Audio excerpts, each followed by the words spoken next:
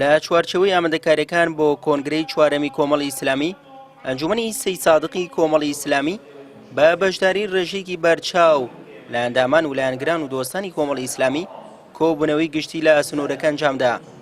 ئەندامان و دۆستانی کۆمەڵیش بە دڵخۆشیەوە پێشوازی لە کۆنگرە دەکەن و ئەنجامدانی کۆنگرە لە کاتی خۆیدا بە گرنگ دەزانن. لە چوارچێوەی ئامادەسازیەکانی کۆمەڵی ئیسلامی بۆ گرتن و بەستنی کۆنگرەی چوارەمی خۆی ئەمڕۆ لە سنووری مەڵبەندی 12 شارەزۆر ئەنجومەنی سەی سادقی کۆمەڵی ئیسلامی کۆبوونەوەی گشتی خۆی ئەنجامەدا. سپاس بەخوای پەروەردگار بە جۆش و خۆشێکی زۆرەوە ئەندامانی سنووری ئەنجومەنەکە ئامادە بوون و هەمویان خۆشحاڵن بەوەی کە دەستیان هەیە قسەیان هەیە لە بەستنی کۆنگرەی کۆمەڵی ئیسلامی. سپاس بەخوای پەروەردگار ئەوەی کە ئێمەی بینین لە کۆبوونەوە گشتیەکان لە سنووری ئەنجومەنەکان ئەنجامەدرێ، چ خوشکان چ برایان چ قوتابیان گەرم و گوڕێکی زۆر باش هەیە، بە دەمەوچوونێکی زۆر باش هەیە. سپاس بەخوای پەروەردگار.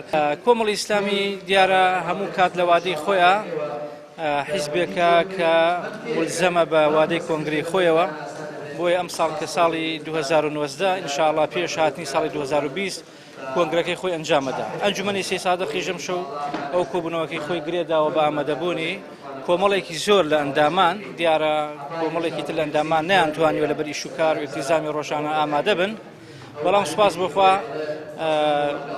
بەهۆی پەرۆشیمانەوە بۆی کە کۆنگرەیەکی جوان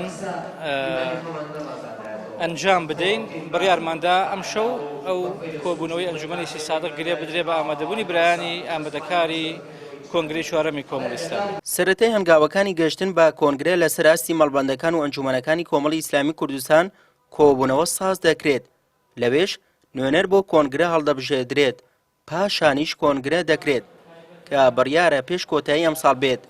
سەبارەت بە کات و شوێنی ئەنجامدانی کۆنگرە لە دوایین کۆبوونەوەی سەرکردایەتی دیاری دەکرێت. لە چوارچێوەی ئامادەکاریەکان بۆ کۆنگرەی چوارەمی کۆمەڵی ئیسلامی هەڵستان بە ئەنجامدانی ئەم کۆبوونەوە گشتیان وەکو بەشی قوتابیان و گەرم و گوڕێکی زۆر بەکارەکانەوە دیارەوە بە دەمەوچوونێکی باشەیەوە. کۆمەڵی ئیسلامی وەک چۆن لە ڕابردوودا خاوەن بیر و باوەڕ و هێزی خۆی بووە، بە هەمان شێوە لە داهاتووشە بەکاری جوانتر و بۆ خزمەتی گەل کارەکانی ئەکات.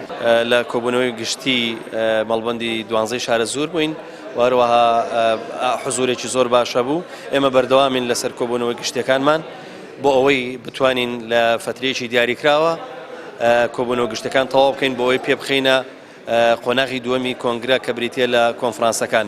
ئەوەی کە ئێمە ئێستا ئەیبینین و جێگای دڵخۆشیە بۆ کۆمەڵی ئیسلامی ئەوەیە کە تام لە حزێش کۆمەڵی ئیسلامی کۆمەڵی خۆبەخشی زۆری ماوە لە چینەکانی خوارەوەی بە ئاو بڵێن کاری حیزبی، و ئەم چینانە بۆ کۆمەڵی ئیسلامی زۆر گرنگن، چونکە ئەساسی حیزبایەتی و کاری سیاسی لەسەر ئەم چینانە وەستاوە و ئەم چینانە تاکو ئێستا بە حماسەتێکی زۆر باش بەشداری کۆنگراکەن و بە فەهمێکی باشش دێن، تێڕوانینیان زۆر باشە بۆ کۆنگرا و هەروە بەشداری کۆنگراکەن.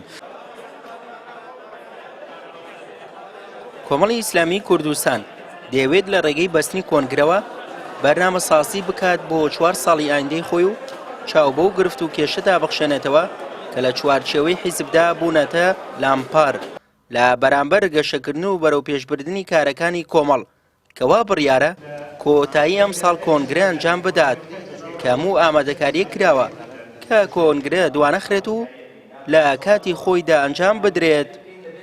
سوێی محەممەد، کەناڵی ئاسمانی پەیام، سەید سادق.